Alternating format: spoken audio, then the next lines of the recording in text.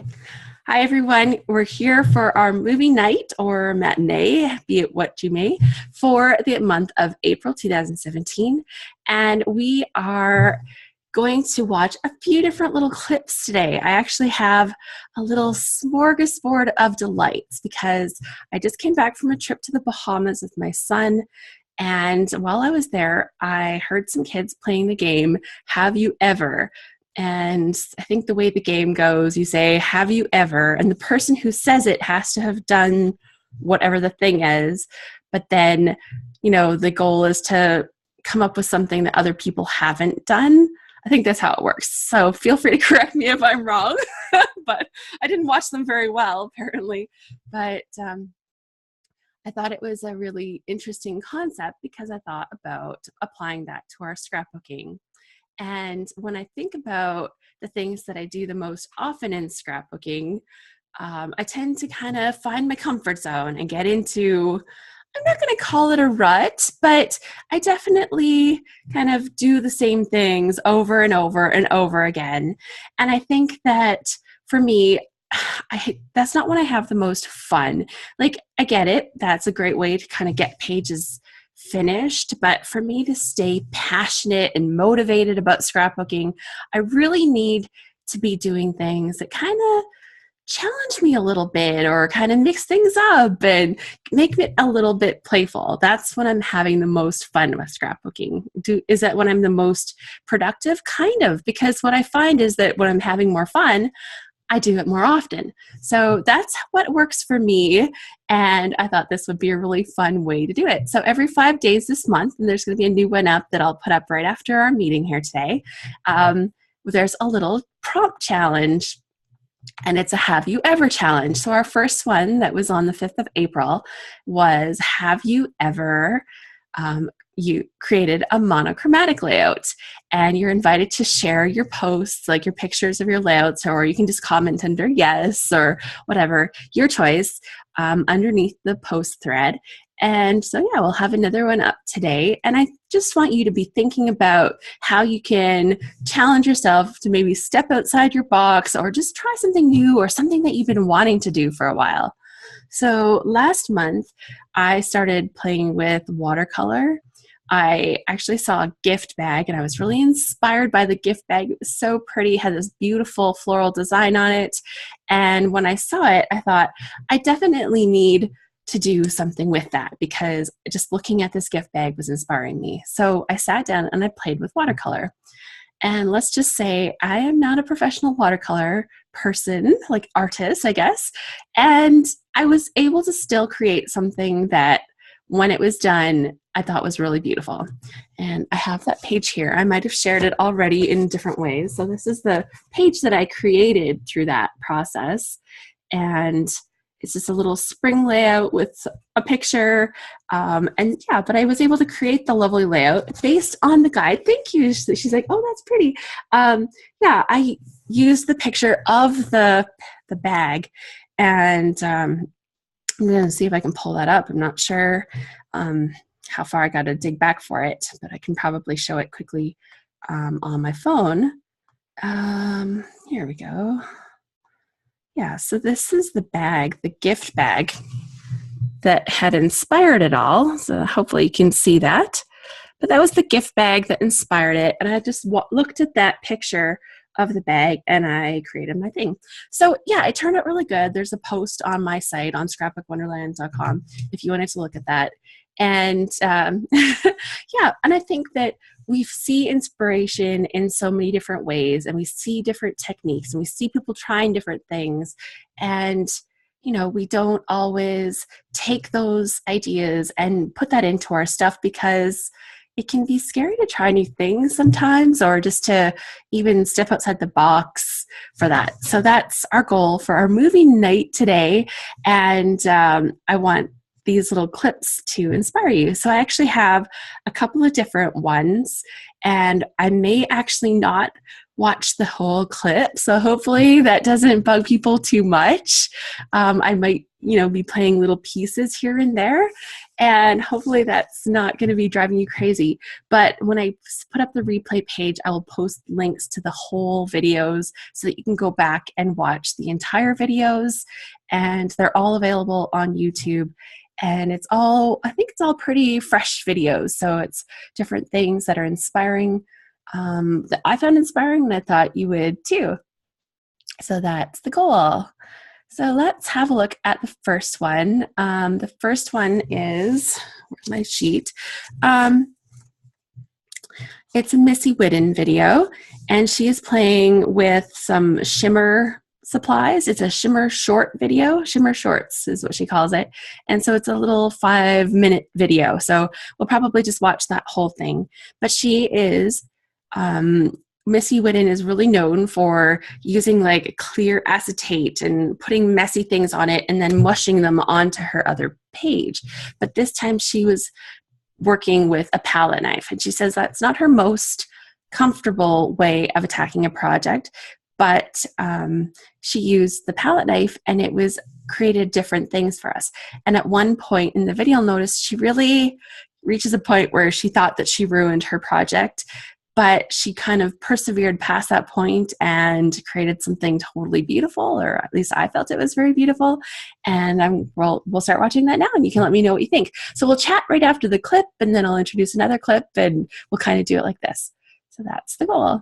And if you happen to see the back of my desktop, I had to run and grab a different computer. Like, oh, today has been off to a great start. So if you happen to see the back of my desktop, it really is that scary, just so you know. Okay. I'll share computer sound, and we're gonna watch this one.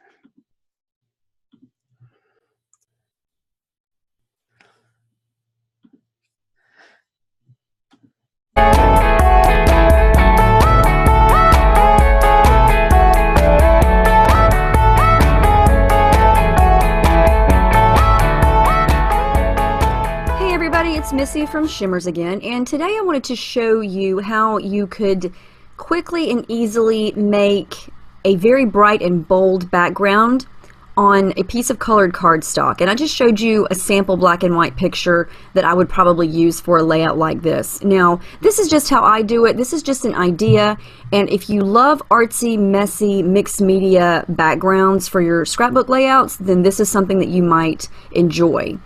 Now, for this one, I'm going to use gesso, mainly because my cardstock is this bright, bold color, and if I start to layer in all those Shimmers paints on top of this cardstock, they're going to change color because of the background. So the gesso is going to sort of give me some white space to work with. It's also going to allow all these colors and different kinds of paints and sprays to blend together a lot easier without just soaking through the paper. And it's going to toughen up the paper. So now it's dry and I've got some area to work with here. Now I'm just going to kind of mix and match. I chose colors that I thought would go with this coral color background. This is the Pasties Raspberry Sherbet, and it is a texture paste. I'm going to be using a palette knife for most of this. I know I use the packaging technique a lot. It's one of my favorites. But this, the palette knife is going to give you a totally different look, different effect. And I'm also going to show you what you can do if you add a color like I just did here, and you think, oh, that doesn't really go. Don't throw it away. Let's just add to it, and we're going to change it up. I added in the Hold the Mustard, and it's kind of bold. So what I did is I picked a couple of different Inklings and Creamies that might match this background. So I just added a couple of drops of Inklings Naughty or Nice, and it's a really pretty peachy pink coral color. And I'm going to come in with some darker pinks. And I'm using Vibes Sweetheart and Coloring's Pink Stilettos, and I'm just kind of watering down the paste with these sprays and then just smudging it with the palette knife. And you can see it's going to give you a really cool effect. It's totally different than a brush, totally different than the packaging technique. Here's a little bit of a brush. I'm just brushing some of the color on, but I'm going to come back in with the palette knife and smudge it down.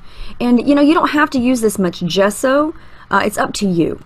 But I'm going to give this a zap with the heat gun so I can come in and continue to layer. And now that that's dry, I can build on top of those layers. And again, the gesso is going to allow me to do a bunch of layering and add a bunch of liquids, and it's not going to destroy the paper.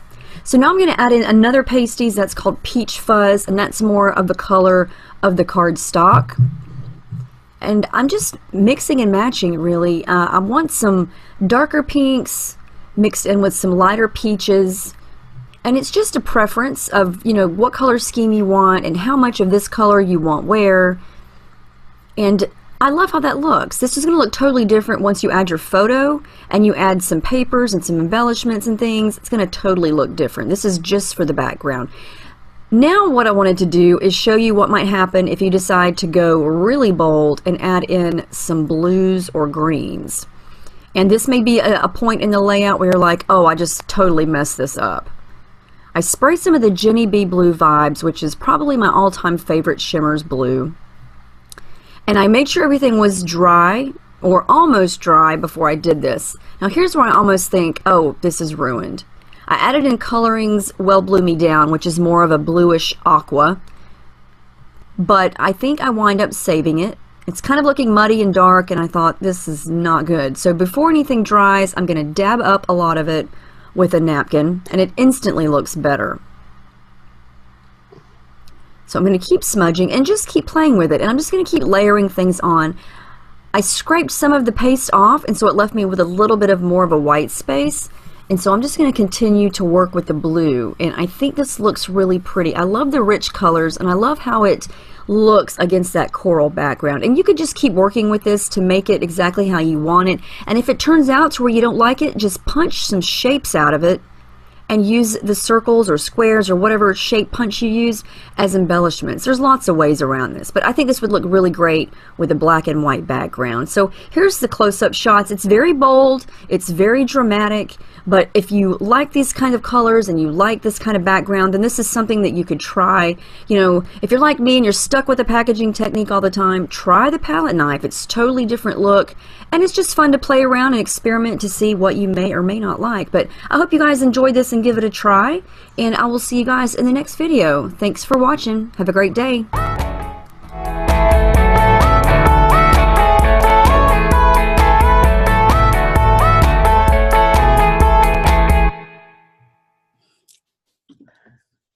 Okay,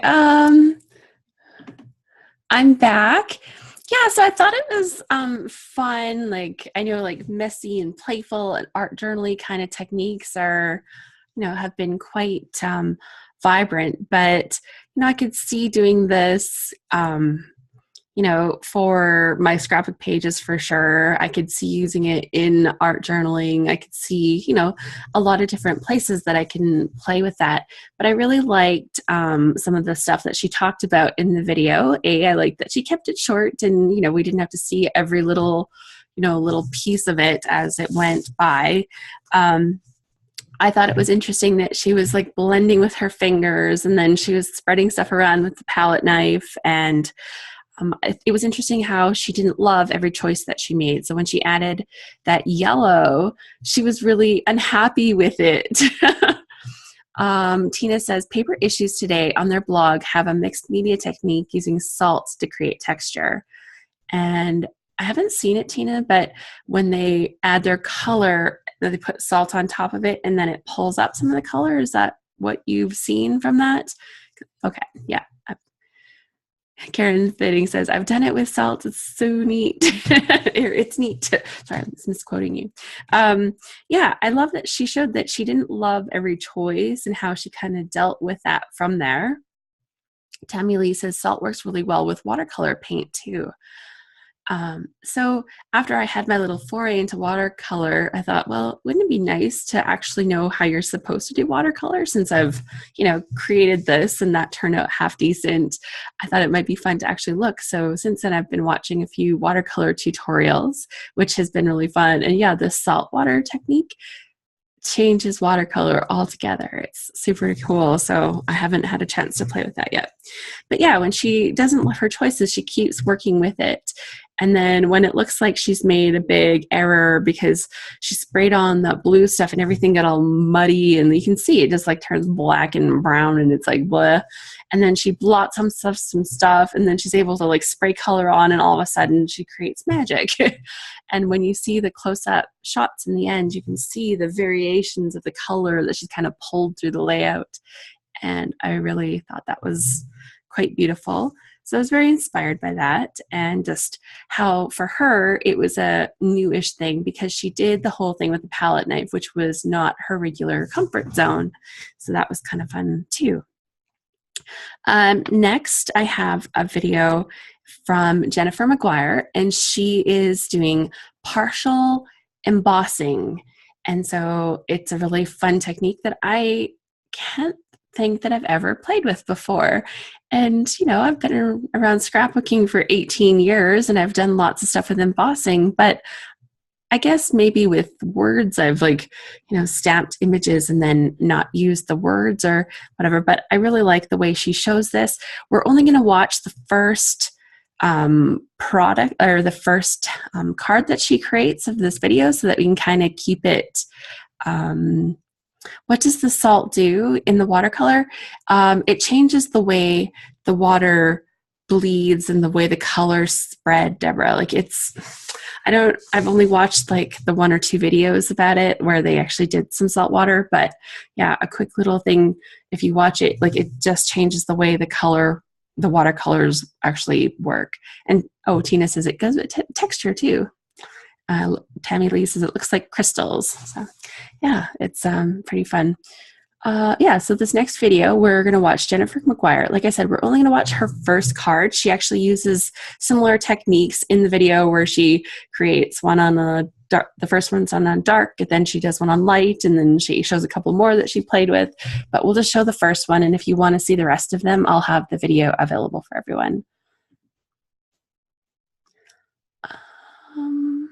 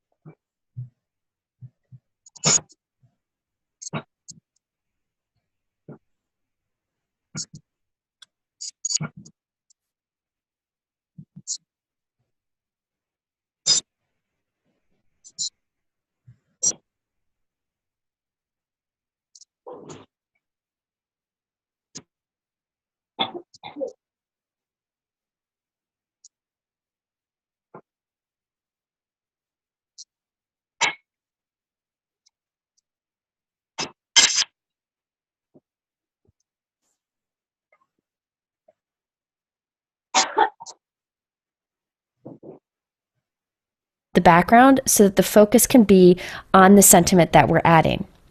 So I'm kind of laying my word die cut over this. Remember, there's already adhesive on the back.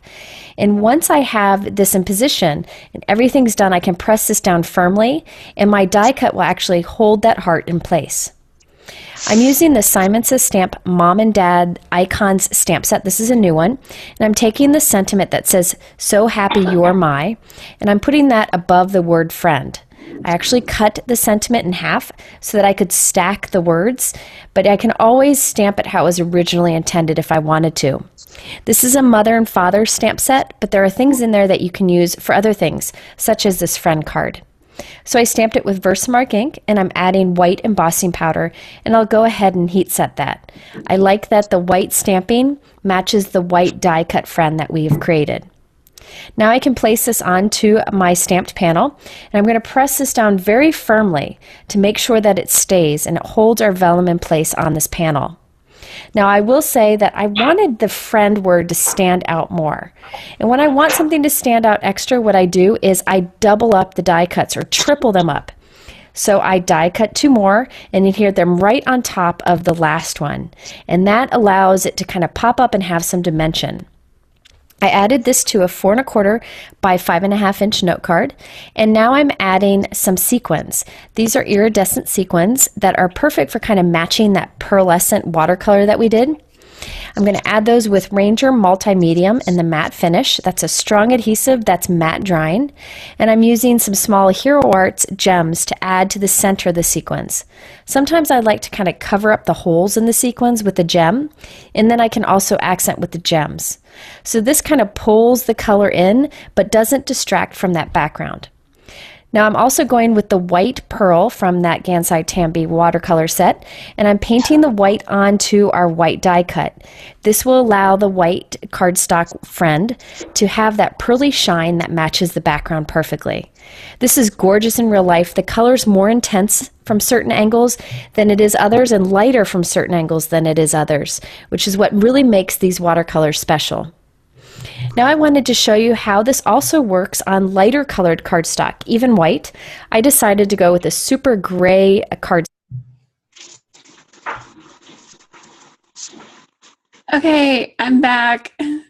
I'm back. I think somebody has their audio on. I just put it on mute. Sorry if we heard that a little bit. Deborah says, I had to leave early. Thanks, Alice, for bringing this to us. This is my first movie night. Glad I made it, even just for a little while. Yay. Karen says, Moonjack, she says, I just watched this video yesterday. I love Jennifer McGuire's work. I would really like to know where to get large quantities of clear and white embossing powders. It depends on where you look, and especially right now. So I don't have a great one, but we might have somebody that knows better. And yeah, it's I thought this was really fun because I didn't even know that there was pearlescent watercolor paint. So now I'm like, what? What? Yeah, I know that you're in Grand Prairie, but I haven't had to buy the embossing powder for a while. It might be something that you find online easier than you find in person. But if I happen to be close to the Urban Scrapbook or the Treasured Memories, I'll pop in there and see what they have. Yeah, so Karen Fitting says, "Oh yes, Alice, I've seen them from Prima. Gorgeous." Yeah, so I'm thinking that as I make my foray into watercolor, that I would really like to get my hands on some iridescent watercolors, because that might be an extra layer of fun, some pearlescent ones. And I just thought that it was interesting the way she chose that design. And of course, that design was extra complicated to try to brush off the part that she didn't want to show. But in the next one, if you watch the rest of the video later, you'll see like it kind of has an edge around the design, and she just literally scrapes off the rest of it, and it totally is easy for that one. So I think that it was just a neat way to kind of get the two looks. And when she does the next one, she actually stamps it with the color first, like the tone on tone color. So I think the background paper she uses is gray. She stamps it with gray, and then she does the watercolor, or like the watermark inking over top of that, because she says the watermark ink doesn't show up as well on a lighter color. So that was just a really neat thing. So hopefully you'll watch the rest of it. But I thought that, once we've seen her stamp it, we've seen the technique there, that, we might have a little more fun if we wanted to chat about a couple other little video clips. And so here's my question. Have you used any of these techniques that we've looked at so far, whether it's playing with gessos, using your palette knife, using that kind of stamping and embossing, or, the partial embossing technique? Anybody putting their hand up saying, yeah, I've done that. So tell us what you've played with, what you've done, and we'd love to hear about it. Tina says gesso, yes. And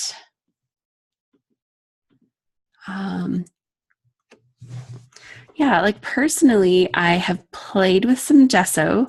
I often don't think of it when using my multimedia, which is really funny because that's kind of like the primer base. And I think that when Missy was talking about how you can put a lot more liquid on that spot once you've used the gesso, it's like, oh, that makes so much sense. I need to remember to use that. Katrina says, I played with gesso, but I forget. And Tina says, the load cooking one had me trying some watercoloring. So it's good. We're like branching out into a few different things and trying some different stuff. So the next one that I wanted to show you, we're actually going to watch only a minute of this one. It's a little bit longer. It's not super long, but the part that I kind of wanted you to see is like a quick little bit. So I'll pull up the next clip. We're going to watch a minute of it, and then we'll chat about that one. Let's see here. Number 33.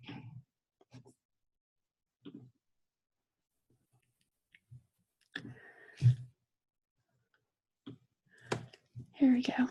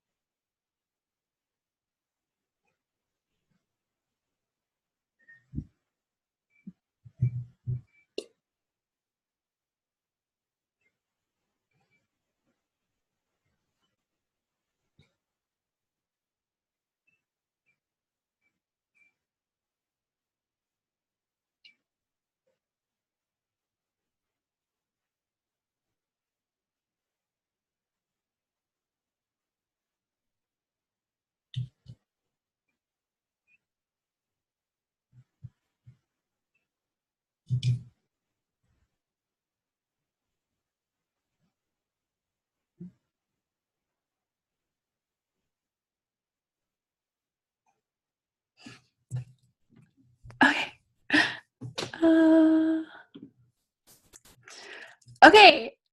That's it. We're just going to watch this little bit. So this is Tori Bissell. And if you've been hanging out with the Scrap Gals, you've actually probably seen Tori chatting in the Scrap Gals forum. She's pretty active over there.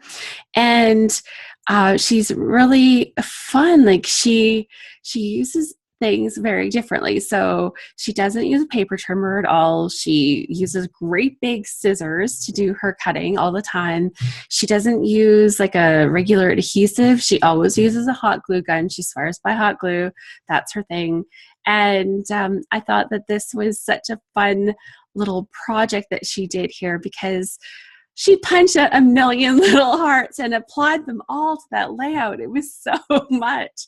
And, oh, it's funny. Tina says, I seen this while I was eating breakfast. This was intense for the way she added all the punch hearts for the background. I love Tori's videos and idea for scraps. So she actually has a series of posts on her YouTube page, and she talks about using up scraps a lot. So that's definitely a theme that she has running through her page. She has Karen says, I love Tori's work and using my own scraps. This one's a bit too involved for me. I can't imagine how long it took her to punch everything and then glue the hearts down. She also has a Scrap Your Scraps Facebook group. So yeah, that's what her series is called on her page, is the Scrap Your Scraps. And you can find her at Tori, Tori, Bissell.com. And I thought that was pretty fun. Katrina says, I've punched a bunch of butterflies from scraps and used them all the time, but this layering is a lot. I like it. Bissell, yeah. Is it one L or two L's? Give me a second, because I think I have another one of her videos pulled up as a recommendation. Oh no, I didn't open it. I forgot to open it. I can't remember if it's two L's. Thanks, Karen. Yeah, so Tori, ToriBissell. Yeah, and very fun, very creative, and I think she's like an up-and-comer in this world of scrapbooking when you kind of look at the things that she's bringing. And I thought that was really fun, and it reminded me of the one Pinterest challenge that I took on myself. And this is a page that I created based off something I saw on Pinterest. So this is a page I made about me and my cousin being goofballs together, because, that's how we are. And I actually stuck all of these buttons and flowers, and it's like, you get to lift weights if you're going to lift this scrapbook page. It took a long time, but I finished it in a day, but I spent a lot of time that day. And yeah, for me, it's not the kind of scrapbooking I would do every day. I'm not Paige Evans. I don't create these kind of creative things all the time, but I'd seen a page on Pinterest that had done this with flowers and things, and they had kind of done it in a different style. So I created this whole circle rainbow kind of design on the page, and it turned out super fun. And yeah, I used up lots of little shiny bits and embellishments and flowers and all these different colors, and super fun. Tina says, I did a layout a while back with buttons, big picture class, stash busting in a heart. Okay, I'll get it. She says my fingers aren't working. There was typos. So yeah, I think that every once in a while, it's fun to step way outside. I can honestly say I've never made a 5-pound page covered in buttons before. I made this one, but I saw something that really inspired me, and then I decided to go for it.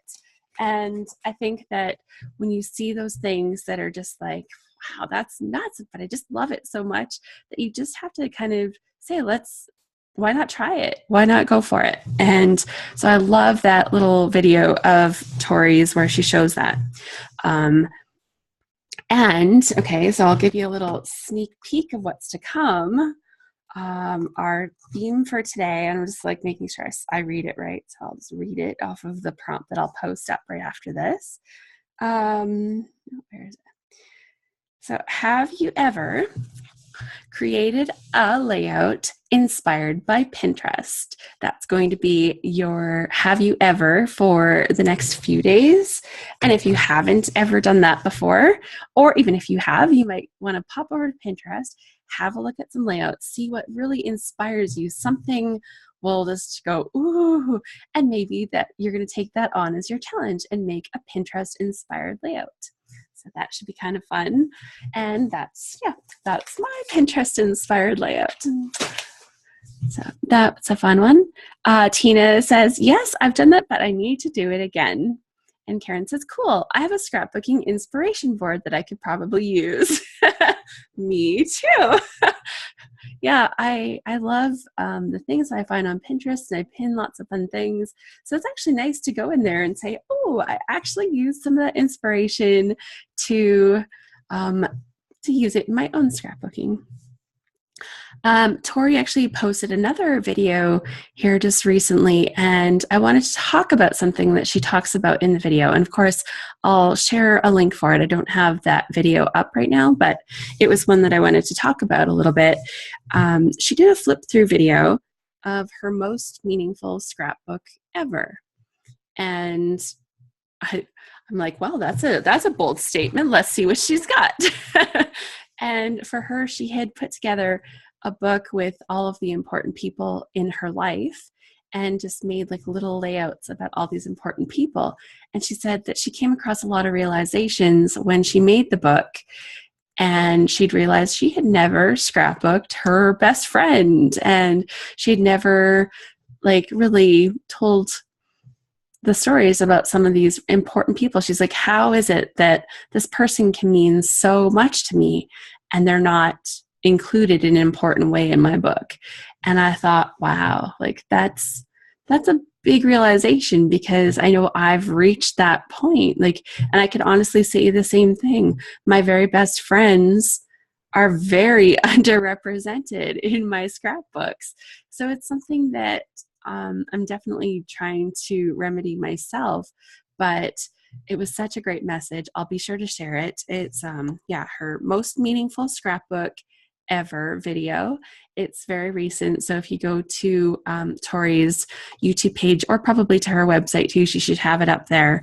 And yeah, so that's my question. Have you ever scrapped the important people in your life, or have you left some of them out? So just something to think about. Yeah, that's pretty fun. Okay, I have 2 other videos. I was going to probably just do them as recommendations, but the one I think is short enough that we can still watch it and have a couple minutes left to chat about it. So maybe I'll pull it up, and if you're inspired by watercolor and stitching, then I think that this might be something that you want to see. So I'll share this one. It's, I think, 5 minutes, and we'll have a look. Oh,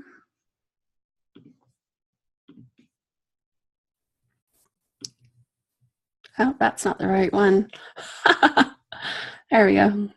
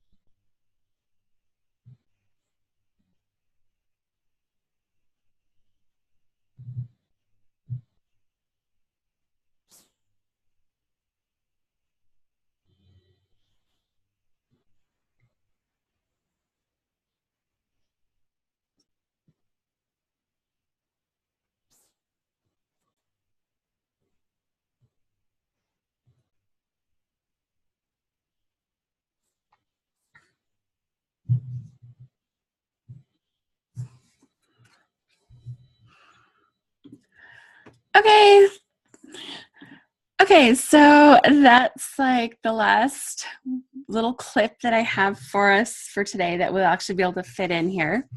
Karen says, impressive. I don't think I'd want to put anything on top of that. And Tina says, wow, 5 hours, not my cup of tea.